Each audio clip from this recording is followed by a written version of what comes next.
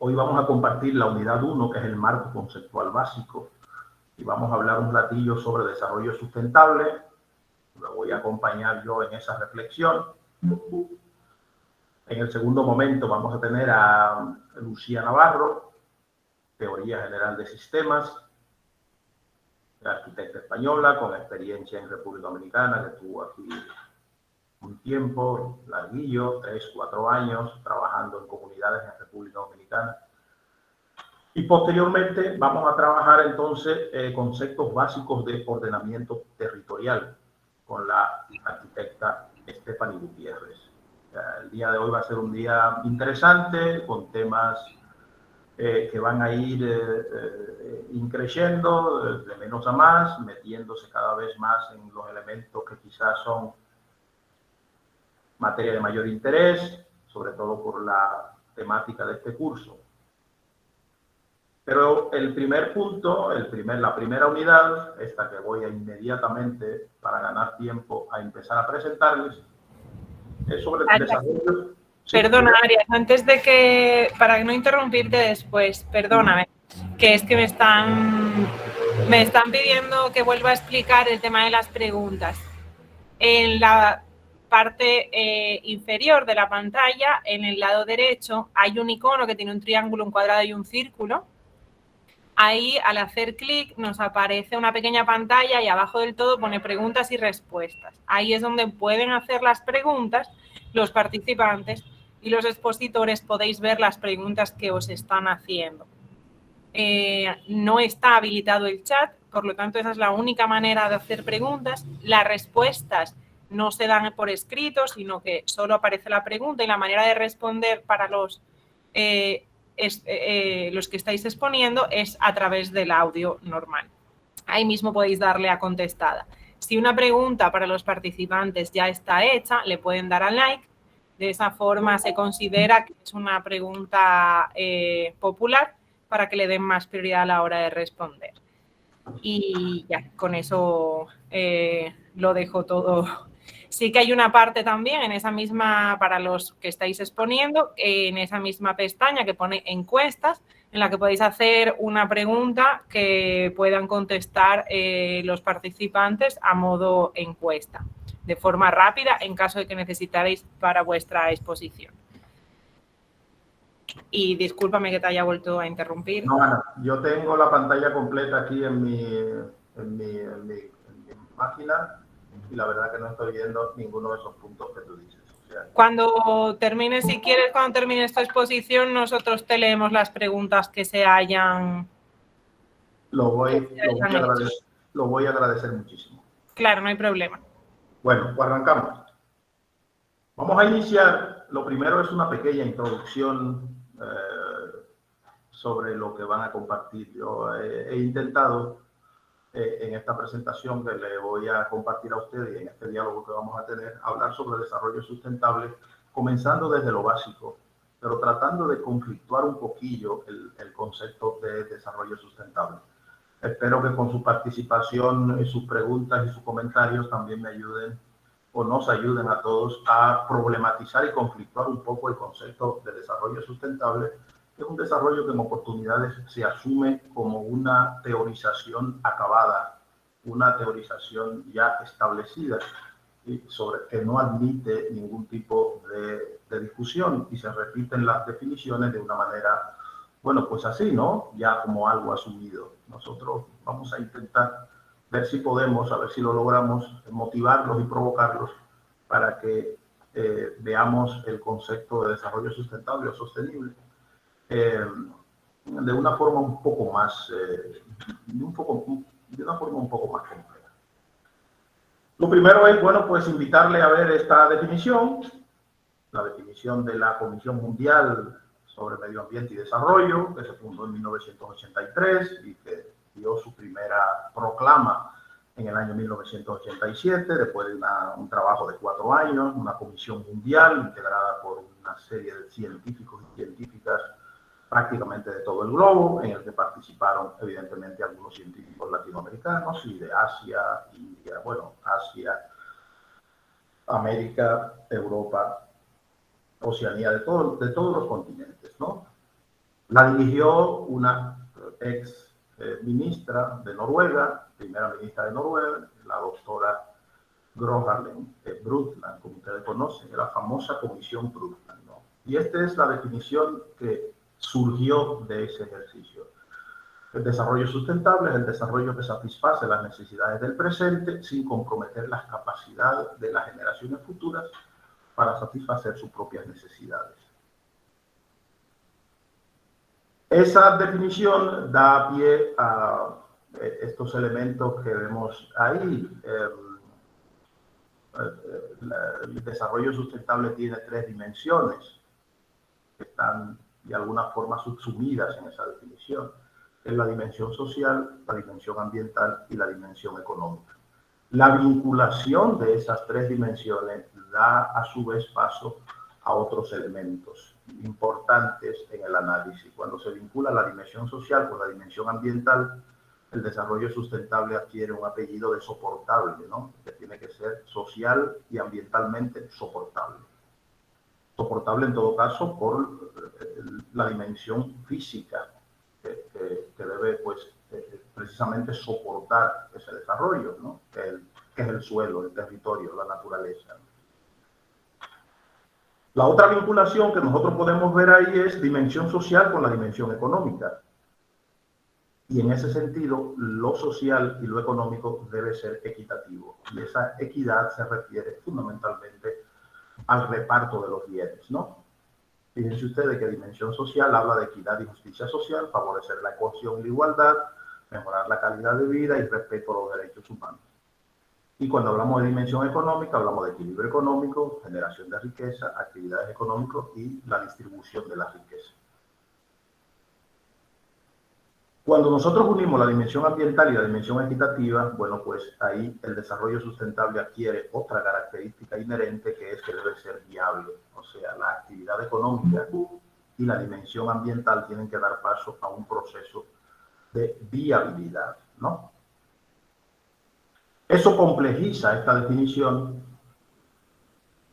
y la definición en sí misma no da paso de solución a todos estos cruces que el cruce de las 3 dimensiones permiten y exigen, ¿no?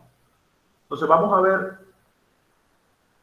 otros elementos un poco que discuten y que de alguna forma pues fortalecen este elemento de conflictuación al que yo le invito. Por ejemplo, desarrollo sustentable parte del vínculo conceptual de 2 elementos, el concepto de desarrollo y el concepto de sustentable. Ambos conceptos son complejos en sí mismos, complejos y subsistémicos en sí mismos, tanto desarrollo como sustentable. Vamos a quitar sustentable de aquí y vamos a centrarnos en la palabra desarrollo como concepto, ¿no? Las teorías del desarrollo aparecen como una especialidad de la ciencia económica durante el periodo inmediato que prosiguió a la Segunda Guerra Mundial. En ese momento también, numerosos países colonizados en África, Asia, etcétera, inician movimientos de liberación y otros países soberanos de América Latina también reclaman impulsar el desarrollo autónomo. En ese momento del término de la Segunda Guerra Mundial, situándolo en el año 1945, ¿no? 1945-46, la palabra desarrollo todavía no definía lo que define hoy día. De hecho, era una palabra que todavía no se usaba con la finalidad que se usa en este momento. Y es el trabajo de una serie de teóricos, entre los que están Arthur Lewis, William Rostow, Raúl Prebisch, quienes empiezan a hurgar en las teorizaciones que se estaban haciendo en el momento y le van dando de alguna forma contenido a ese concepto que hoy día nosotros manejamos de una manera relativamente fácil, entre comillas, que es lo que se conoce como desarrollo.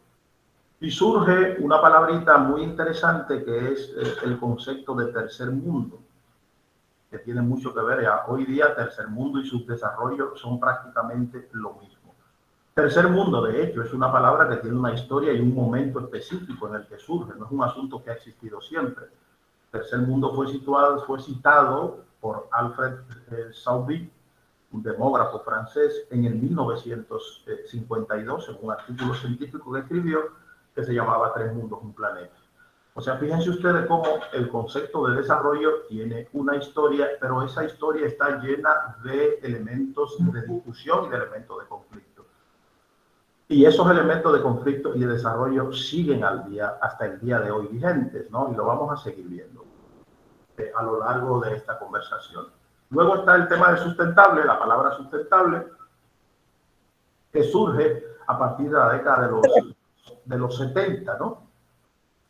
Y como veíamos ahorita, la palabra sustentable, una de las cosas que lo complejiza, que es una interconexión orgánica de tres campos de conocimiento: la economía, la ecología y la ciencia social. Ya de por sí, tres áreas científicas, tres disciplinas que tienen su propia complejidad.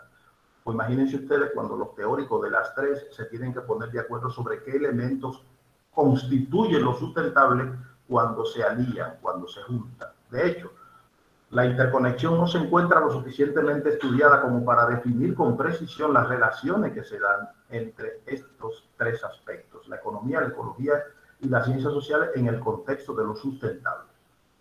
Y por ello es importante considerar que deberían construirse nuevas instituciones e institucionalidades y regulaciones que de manera transversal aborden el problema de la sustentabilidad. Esto lo que quiere decir es que hay que seguir discutiendo.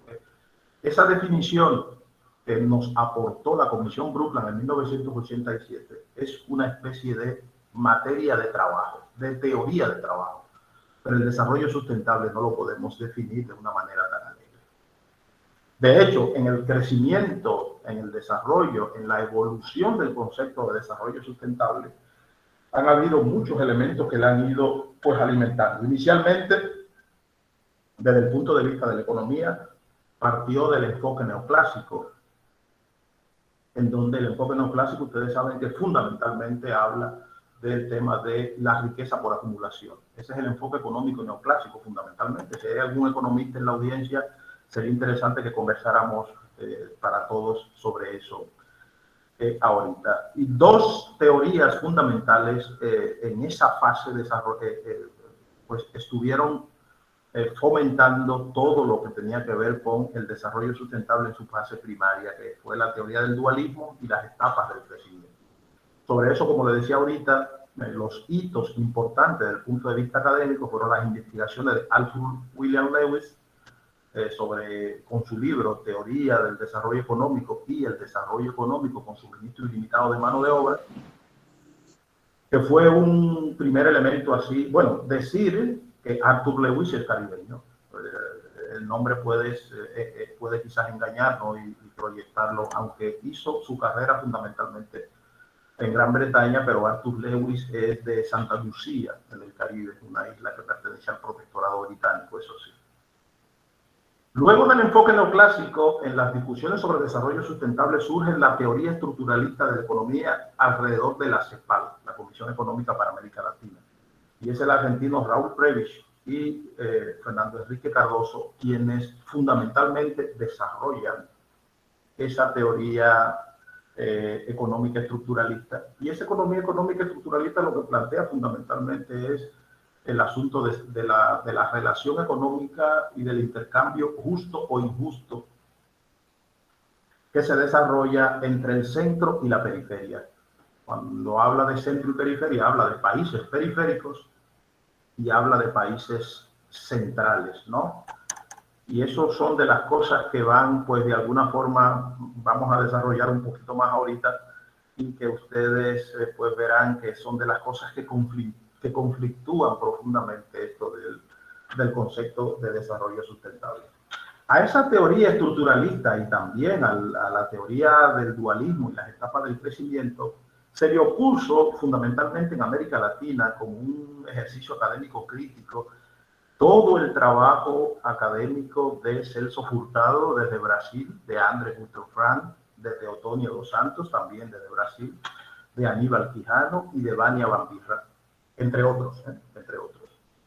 La teoría de la dependencia lo que propuso fundamentalmente fue que en el concepto del crecimiento, el desenvolvimiento de los países y el desarrollo, habían, bueno, pues países dependientes y que de alguna manera el desarrollo económico lo había convertido únicamente en suplidores de materias primas que eran procesadas en los países centrales y devueltas como mercancía con incrementos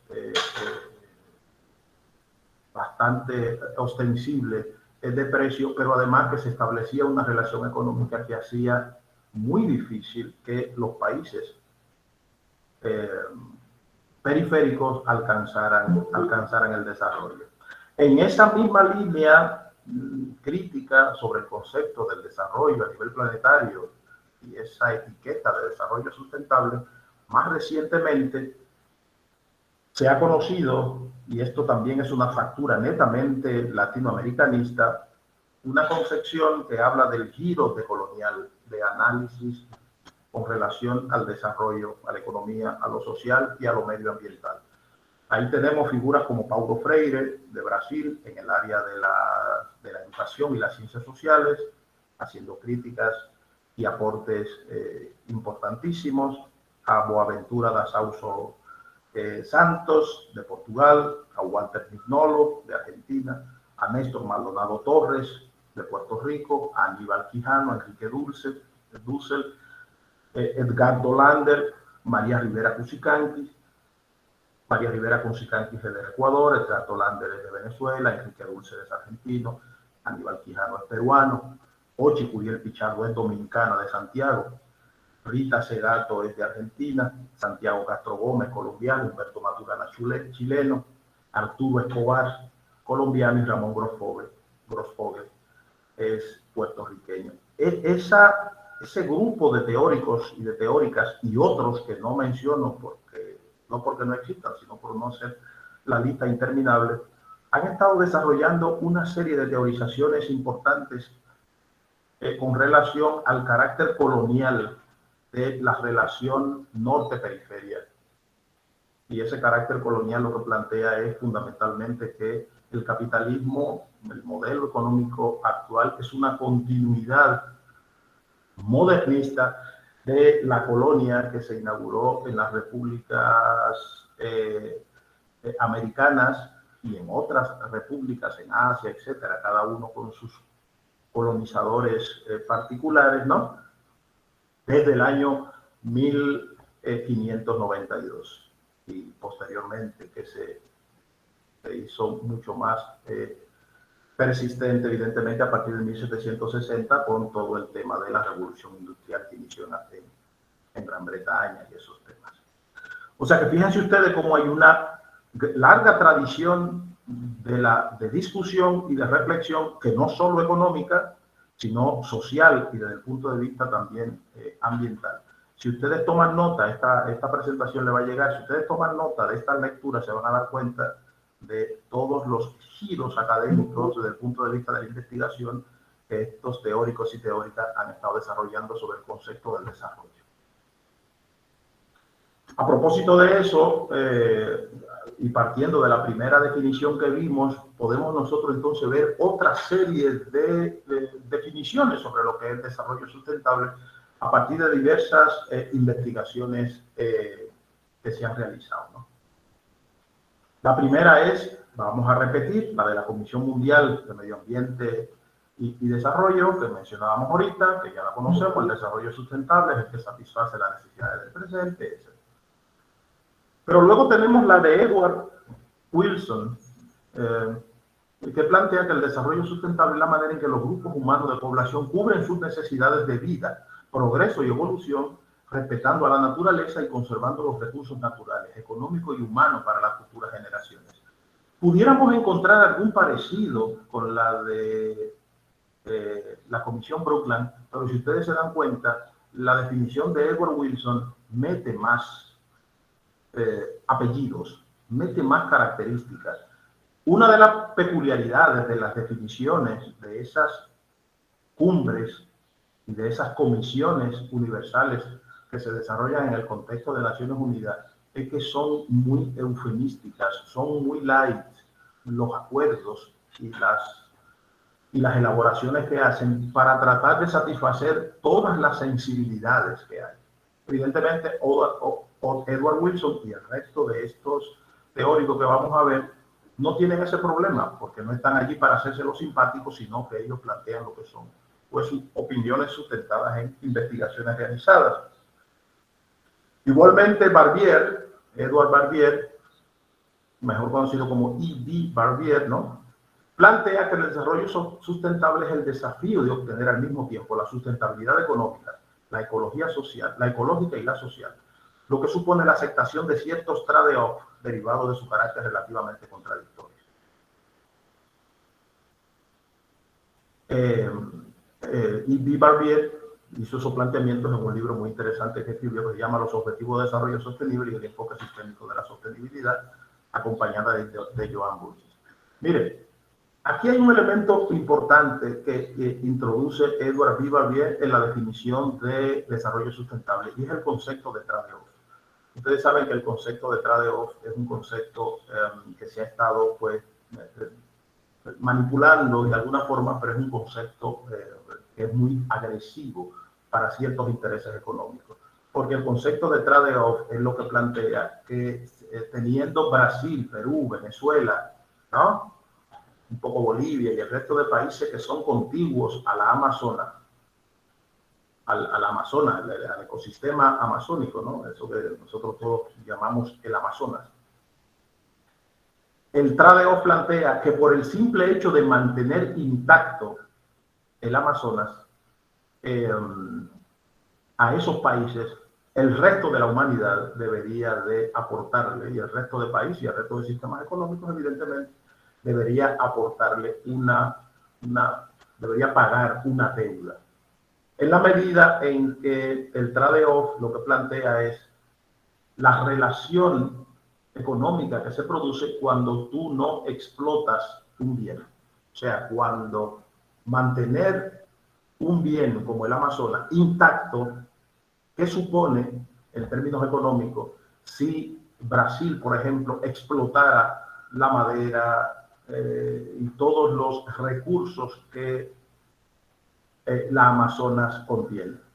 Bueno, el mundo le exige a Brasil y le exige al resto de países que son contiguos a la Amazonas que no lo toque, pero eso genera un trade-off, ok, yo no lo toco, pero ¿qué supone para Brasil y el resto de países contiguos al Amazonas que eso no se toque? Eso es lo que se llama los trade-offs, ¿no? Herman Daly habla de la economía humana como un subsistema de un ecosistema global infinito que no crece, ni siquiera cuando se desarrolla. Es evidente que el crecimiento de la economía no puede ser sostenible durante largos periodos. La lucha contra la pobreza sería mucho más difícil sin crecimiento. El desarrollo puede ayudar, pero una seria reducción de la pobreza exigirá un control de la natalidad y una redistribución demográfica con el fin de limitar las desigualdades de la riqueza. Herman Daly planteó esto en un libro interesantísimo que escribió que se llama Crecimiento Sostenible, un teorema de la imposibilidad. Fíjense ustedes como algunos teóricos, frente a la definición de desarrollo sustentable como algo dado, algo que ya está establecido, pues plantean una serie de definiciones y de elementos que la desafían, ¿no? Bill Adams, por último, plantea que la modificación de la biosfera y la aplicación de los recursos humanos financieros vivos y no vivos para la satisfacción de las necesidades humanas y la mejoría de la calidad de la vida humana es lo que constituye el desarrollo ¿no?, en el planeta, ¿no?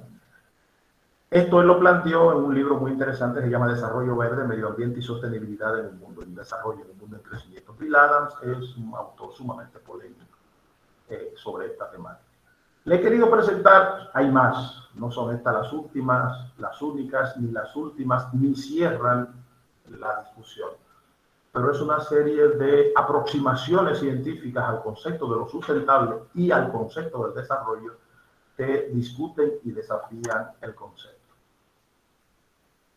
¿Cómo hemos llegado hasta este momento? ¿Cómo hemos llegado hasta aquí? de dónde surge todo esto que hemos estado viendo desde el punto de vista teórico y desde el punto de vista de hecho y el desarrollo de la humanidad, esto que conocemos como desarrollo sustentable. ¿Por qué hablamos de eso? Pues miren, el 20 de enero de 1949, recién terminada la Segunda Guerra Mundial, jura como presidente de los Estados Unidos el señor Harry Truman y presentó un programa que se llamó Programa de Desenvolvimiento Mundial. Habla de desenvolvimiento mundial como sinónimo de desarrollo, pero la palabra desarrollo, reitero, todavía no era un lugar común cuando se habla de estos temas. Ese planteamiento de Truman tenía 21 puntos, pero el que a nosotros nos interesa es el conocido como el punto 4, así se llama, punto 4, por el orden que ocupaba dentro de sus objetivos políticos y económicos. También en ese contexto se desarrolló una cosa que se llamó el Plan Marshall, ¿no? En ese punto 4 del presidente Truman, él planteaba que habían países, los Estados Unidos, ¿no?, planteaban que habían países poco desarrollados o atrasados. Y esos países eran, pues, toda Hispanoamérica, África, el Oriente Medio, Asia del Sur, Oceanía y la Europa Oriental. Europa Oriental, estamos hablando de Yugoslavia, Checoslovaquia, Hungría, Eslovenia, Rumanía, Albania, etc. En ese momento, esos países poco desarrollados o atrasados suponían el 75% de la población mundial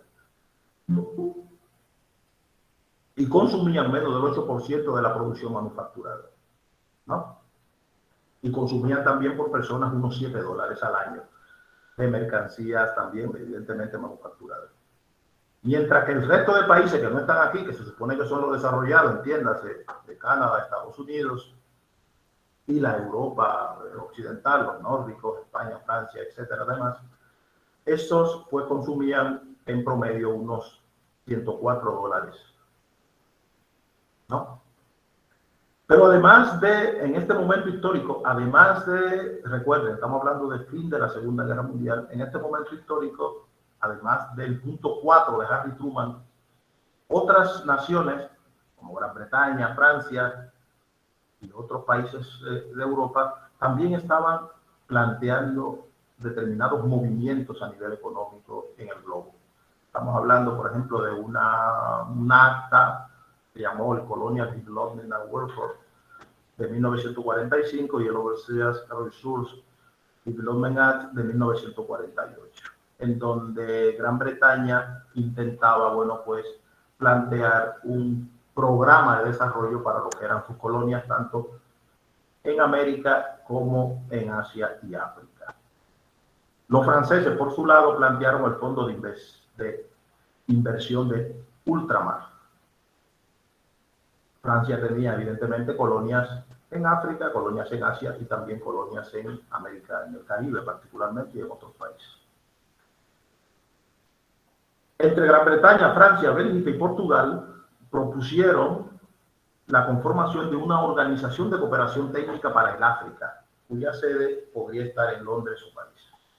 En esa misma época se generaron los acuerdos de Bretton Woods y también los acuerdos de San Francisco, con la famosa Carta de San Francisco, que es donde se define todo el sistema de Naciones Unidas. Estamos hablando de octubre del 45. Fíjense ustedes cómo entre el 45 y el 49, posterior a la Segunda Guerra Mundial, el mundo se está pues definiendo, y está definiendo fundamentalmente quiénes son los amos en el mundo y quiénes son pues quienes continúan siendo los esclavos, si se quiere, los esclavitos nuevos, esclavos sin cadena. 7 minutos. Me quedan 7 minutos, pues me queda bastante poco tiempo. Voy a ir bastante rápido. Miren, esta es una línea de tiempo sobre el desarrollo sustentable. En el 1864, George Perkins hablaba de hombre y naturaleza. En el 1892, John Muir hablaba de toda la protección, la necesaria protección de los sistemas naturales y las zonas naturales en Estados Unidos. Estamos hablando del 82, del siglo XIX. En el 49, Aldo Leopold, también en Estados Unidos, publicó una obra muy interesante, también en Norteamérica. Se llama Un almanaque para el estado de County, para para el estado de San, para el condado de San. Y se diseñó en el 1972 el primer modelo de simulación que medía las interacciones entre el crecimiento demográfico, la producción de alimentos y la extracción de recursos naturales no renovables. Ya el sistema de Naciones Unidas en el 1972 empezaba a preocuparse por el problema del medio ambiente. Y se generó en Estocolmo la Conferencia de las Naciones Unidas sobre Medio Ambiente y Desarrollo, que fue lo que se conoció como la Cumbre de Estocolmo. Voy a ir rapidito.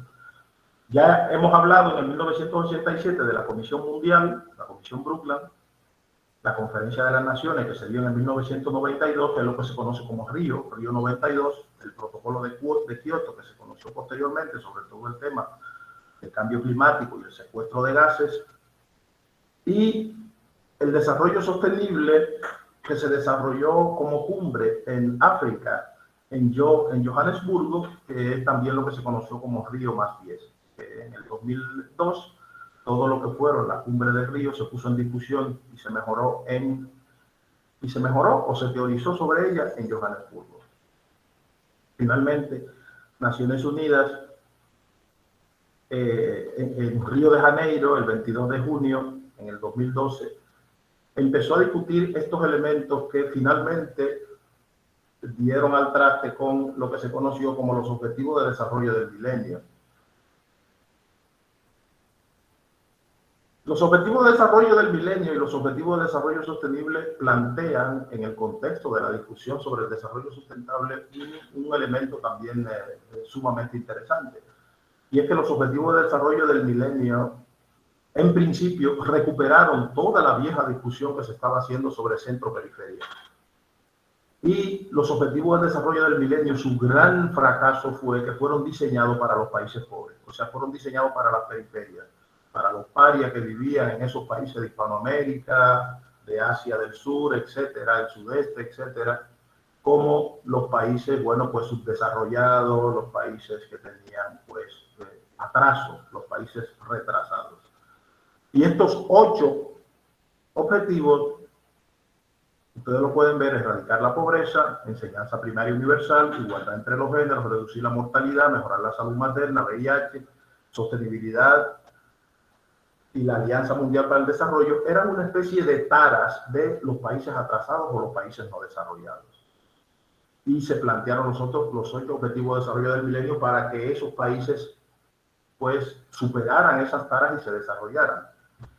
Los Objetivos de Desarrollo Sostenible, que son los vigentes, que se discuten en el 2015 y se proyectan hasta el 2030, intentan superar ese déficit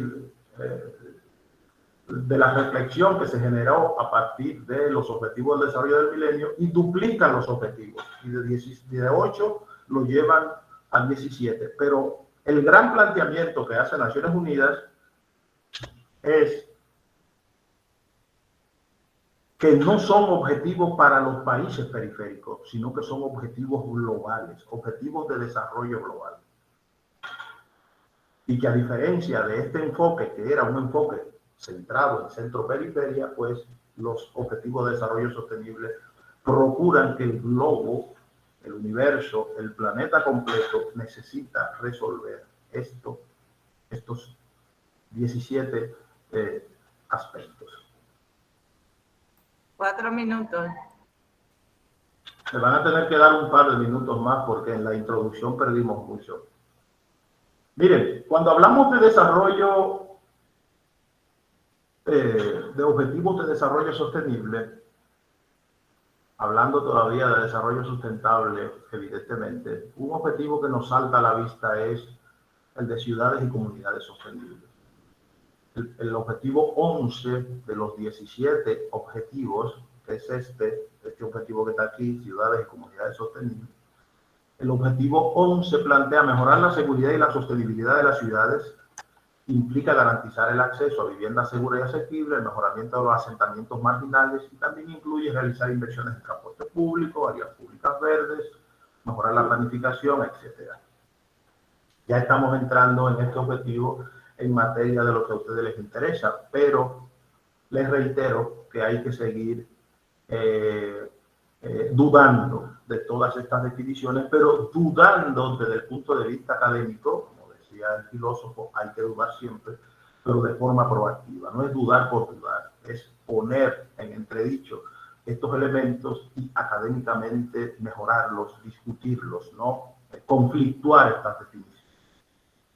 Por lo siguiente, por ejemplo, miren, Naciones Unidas hace un diagnóstico cuando habla de ciudades y comunidades sostenibles en el contexto de este objetivo, del objetivo, se hace un diagnóstico mundial. Yo intenté aterrizarlo a República Dominicana. Naciones Unidas dice que 4.000 millones de personas, el 55% de la población mundial vive en ciudades, y para 2050 se espera que la población urbana alcance los 6.5 mil millones de personas viviendo en ciudades, ¿no? En entornos urbanos. Pues en República Dominicana, en la actualidad, al 2016, el 79.44% de los pobladores, prácticamente el 80%, ya vive en zonas consideradas urbanas en la República Dominicana. En un segundo punto, Naciones Unidas dice que las ciudades ocupan el 3% de la tierra, del terreno, del suelo, pero representan del 60 al 80% del consumo de energía y al menos el 70% de las emisiones de carbono. Solo dos metrópolis en República Dominicana, dos metrópolis conurbadas, ¿verdad? Santiago, que llega hasta Navarrete y prácticamente hasta La Vega, y Santo Domingo, que llega prácticamente desde San Cristóbal hasta San Pedro de Macorís, con algunos espacios de refresco ahí, ¿no? Suponen más de las emisiones, del 70% de las emisiones en el contexto de la República Dominicana, sobre todo emisiones de carbono por todo el tema asociado a la industria del transporte. Naciones Unidas dice que 828 millones de personas viven en barrios marginales y que el número va aumentando. En República Dominicana, más de 1 millón de personas hoy día ya viven en Tugurios. Cerca de un 12% de la población dominicana vive en Tugurios, vive en barrios marginales, al lado de un río, al lado de una cañada, con problemas de servicio y con problemas de materialidad de la vivienda. En el 1990 había 10 ciudades con 10 millones de habitantes o más. El número de megaciudades había llegado a 28, etcétera, ¿no? En el futuro, 9 de cada 10 megaciudades se encontrarán en el mundo en desarrollo, sea en República Dominicana. Aquí el dato interesante que analizar en República Dominicana es que 7.173.000 personas de los 10 y pico de millones que somos viven en el Distrito Nacional, en la provincia de Santo Domingo, en San Cristóbal y Santiago. 7 millones de personas ya viven en esas 4 ciudades. Si contamos que el Distrito Nacional y la provincia de Santo Domingo son dos cosas separadas, ¿no? Eso lo separó una ley y una cosa, pero bueno, ustedes saben que eso es prácticamente una sola metrópolis. En las próximas décadas, el 90% de la expansión urbana tendrá lugar en el mundo en desarrollo. En República Dominicana, el 92.4% de personas se estima en 2050 que vivirá en ciudades o en espacios urbanos en la República Dominicana, en 2050. El rol económico de la ciudad es significativo, generando alrededor del 80% del PIB global. Bueno, pues mire, en República Dominicana solo el Distrito Nacional supone el 63.65% de los ingresos fiscales. El 63.65% de los ingresos fiscales por lo que genera lo que atrapa la DGI, ¿no? San Cristóbal el 13.73%, recuerden que San Cristóbal contiene a Jaina y Jaina tiene la refinería dominicana de petróleo y la refinería dominicana de petróleo y los combustibles suponen unos 70.000 millones de pesos al año, que es cerca de un 10%, un poco menos de un 10% de todos los ingresos que recibe el país. Santiago representa un 7.98% y eso, si lo sumamos, supone un 90.84% de todos los ingresos fiscales que recibe la República Dominicana. Fíjense que estamos mencionando solo 4 ciudades. Un aporte hace la Altagracia y Puerto Plata. Ustedes saben cuánto aporta todo el sur de la República Dominicana, comenzando en Baní y llegando, bueno, comenzando en Asua y llegando hasta la frontera, el 0.06% de los ingresos fiscales de la República Dominicana. Eso habla evidentemente de desequilibrio y de desarrollo no sustentable en el espacio territorial, en el suelo y en el sistema económico, social y ambiental que constituye la República Dominicana. Estas son las metas. Ya voy cerrando. Estas son las metas que propone el ODS 11, que son 10 metas. Lo voy a pasar porque ustedes pueden acceder a eso en cualquier cosa, en cualquier sitio. Y estoy llegando ya prácticamente al final. Esto que estábamos hablando, sobre todo lo que hablamos anteriormente de los ingresos fiscales de la República Dominicana, están sustentados fundamentalmente en el fenómeno que estamos viendo en esta antepenúltima lámina. El sistema de producción, el sistema económico, social y ambiental, el sistema económico y social de explotación de los recursos ambientales que se ha generado en la República Dominicana es absolutamente desequilibrado y absolutamente descompensado. Pero un asunto más importante es que esto que se critica tanto por los medios, la aglomeración, esto que vemos en la foto, la gente viviendo a la orilla de los ríos, en las cañadas, en casitas con una materialidad deplorable, etcétera, no es una cuestión que se ve porque sí, sino que es una provocación del mismo modelo. Y lo más serio es que el mismo modelo lo exige y lo demanda. Hay un teórico latinoamericano que se llama Rubén Kaufman, que ha hecho unos estudios sobre las ciudades latinoamericanas, y él plantea que los pobres son seducidos para venir a las grandes ciudades prácticamente en toda América Latina. Y que eso luego produce un fenómeno que él llama aislamiento social de los pobres humanos, y que eso plantea segmentaciones sociales, ¿no? O sea, los pobres son invitados a venir a las ciudades, porque las ciudades necesitan un gran mercado y necesitan un ejército de mano de obra ocioso, ¿no? Porque eso es parte de todo el sistema económico. Pero luego son abandonados en las grandes urbes, ¿no? Y se produce segregación residencial, segmentación laboral y segmentación educativa.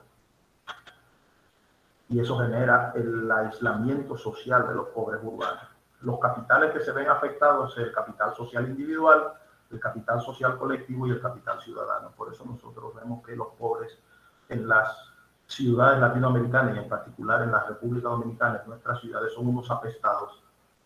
Y por suerte Adela Cortinas definió un concepto que nos ayuda mucho a definir todos estos aspectos, que es la aporofobia. O sea, ustedes ven que cuando un chamaquito nos tira un paño en el semáforo para limpiarnos los cristales, se ha visto casos en que hubo un tipo que le pegó hasta un disparo, hay otro que mueve los wipers, ¿no? Los limpiadores del cristal para que se alejen. Nadie quiere saber de los pobres.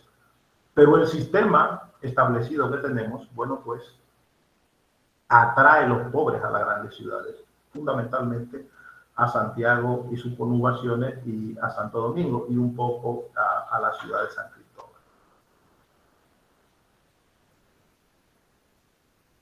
Quería presentarle un poco esto ya cerrando, ya sé que el tiempo se me ha terminado y lamentablemente, bueno, invertimos excesivo tiempo en toda la parte esta de la parte técnica y la presentación protocolar. Pero esta es la familia de políticas y sus énfasis para el desarrollo local sustentable que se desarrolla en el Caribe.